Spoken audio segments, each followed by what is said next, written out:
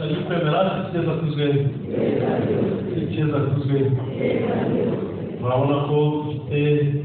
abashyitsi aho tudasanganywe ubundi iyo dusoma gusa Yesu aba hari n'ijuru riba ryaje n'abamarayika amasomo rero tumaze kumva mu kanya nabajije abana mu misa ya kabiri kuko imisa y'abana iri somo twumvise rya mbere mu gitabo cy'abami aho umwami Salomoni yamaze gusoza igikorwa cyo igitambo cya Gabaoni rero kiza gushimisha Imana noneho uhoraho aravuga ati mwana wanjye nsaba ushaka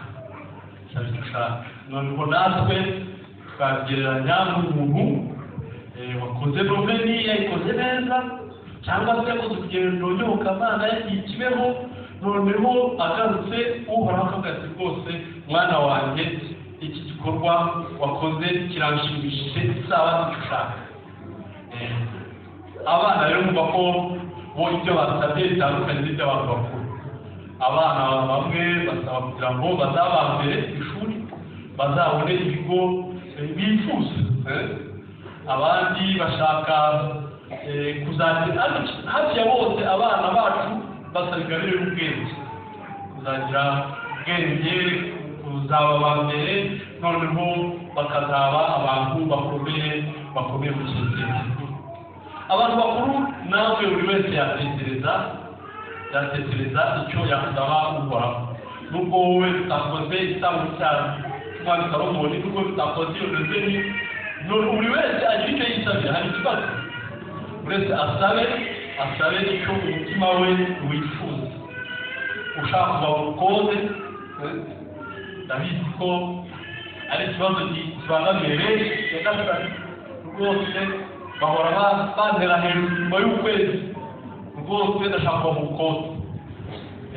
abandi ubushomeri bugeze ahantu nyagasani rwose ndashaka akazi n'ibindi buri wese agire icyo yisabira buri wese agira icyo asaba nyagasani n'ubundi ni muzima nturebe wowe igitambo cyawe urebe igitambo cya Yesu Kristo wamucunguye Yesu Kristo watanze igitambo gikwiye akaba ari we noneho akaba ari we dushyize imbere kugira ngo adusabire icyo umutima wacu wifuza. Salomoni rero isengesho rye uhoraho aratuzi azi ibyo dukeneye azi ibyo yarakeneye koko yarakeneye ubukire kugira ngo yubake ubwami bwe yarakeneye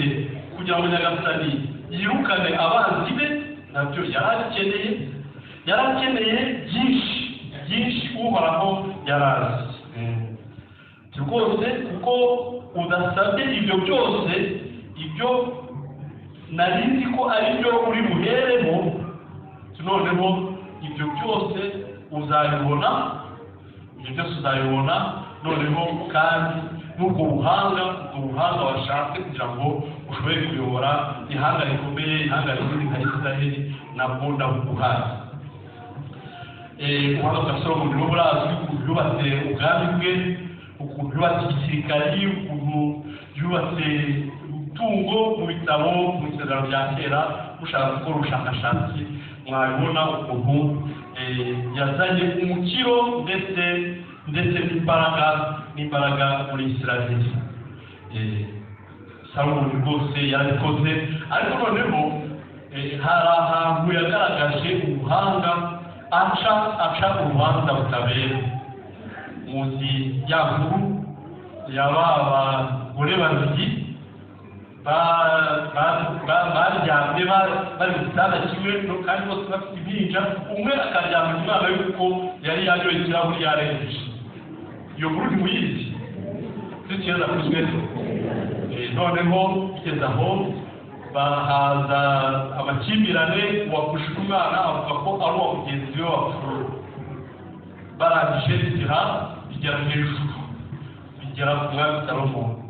Salomoni arabahamagaza amaze kubahamagaza yumva ikibazo cya buri wese kuko umwana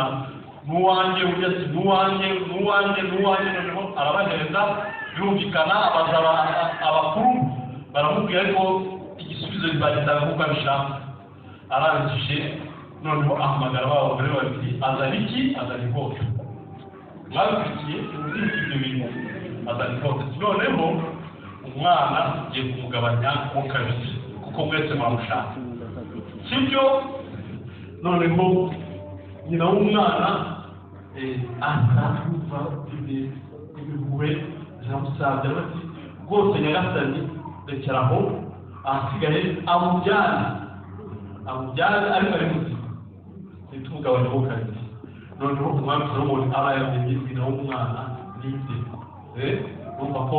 ubwo umwana bamusubije nyina bamugiriye impuhwe noneho uri bashaka kuzana amacakubiri n'amatiku no kwiganya urumva ko bamuhanye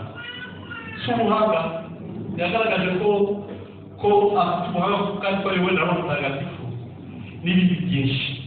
isomo rya mbere rero harimo byinshi twasaba buri wese mwasabye koko mwasabye icyo imitima yanyu yifuza ariko umuntu amenye gusaba icyiza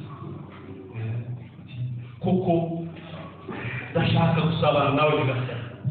ndashaka gusenga nk'abandi hari abantu bose baguteye ishyari ukabona umuntu apfukamye asenga umwanya afashe njyewe byananiye nyagasani nanjye warifishe gusenga cyangwa se nanjye wampaye ingabire yo kuba nasenga nk'akana urumva ko wasabye kuko ingabire yo gusabana n'Imana n'ibindi byose nyagasani yaguha n'ibindi umutima wawe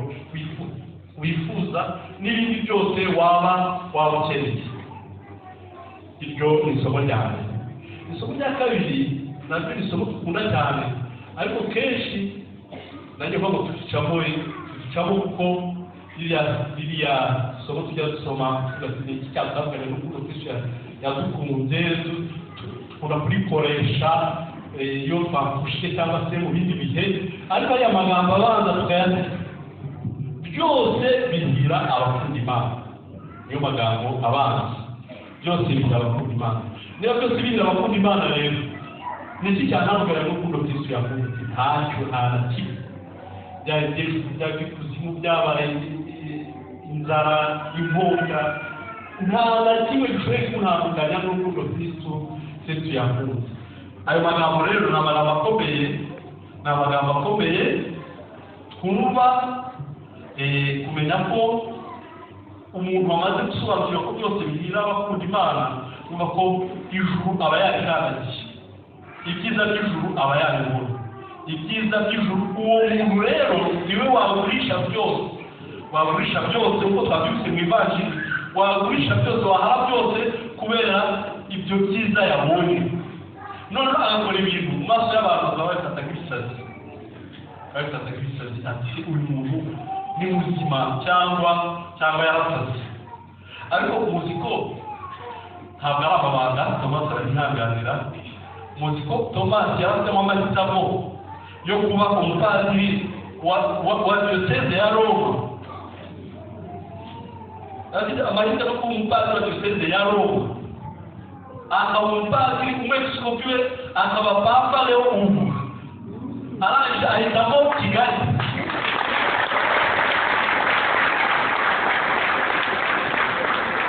mu maso y'abantu ibyo n'ibisazi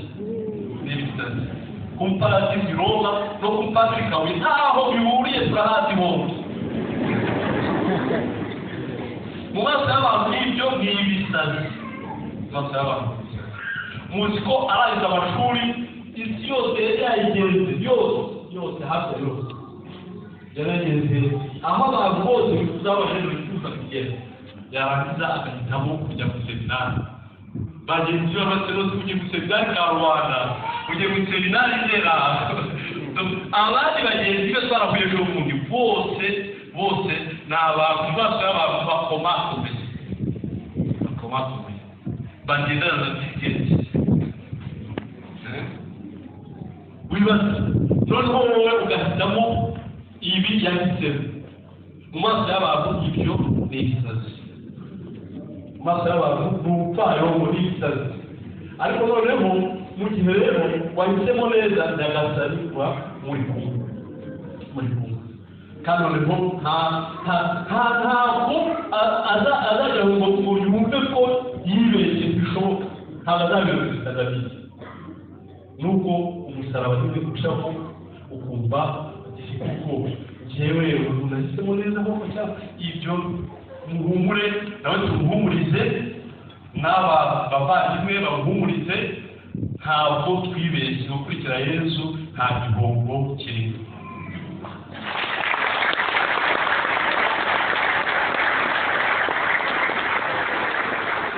Uyu munsi rero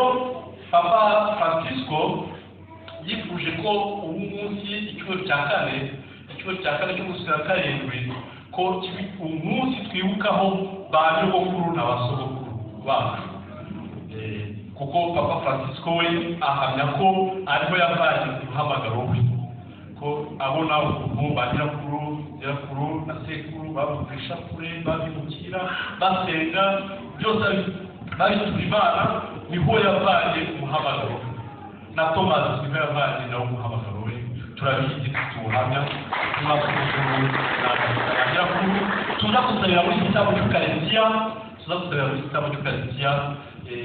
sekuru na nyirakuru b'abakristu b'intangarugero nibo isengesho ryabo niryo ry'uyu munsi yabaye padiri noneho akaba agiye kuduturira igitambo cy'Ukaristiya.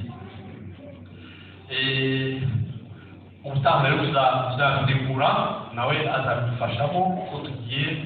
kubana muri paruwase tuzategure uyu munsi w'abanyogokuru n'abasogokuru abagabo b'Ukaristiya barasura kenshi ndetse n'abayobozi b'imiryango remezo tuzabifatanya kugira ngo ba nyogokuru n'abasogokuru tubahe ijambo tubabwire ko ubutumwa bwabo tubuha agaciro. Kandi rero icyumweru cya kane asikabuye tubatiza impinja noneho Tomasi agiye kubatiza impinja ntabwo tukitabo Ukaristiya gusa noneho anabatize abo bana numva ko izo mpinja z'amahirwe yo kubatizwa nk'umupadiri gusa.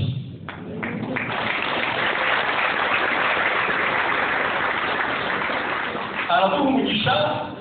nitusoza misa ariko nawe umusabe umugisha wihariye kuko abapadiri bashya baba bafite umugisha wihariye. Tekereza kuzwe Nagasobanuye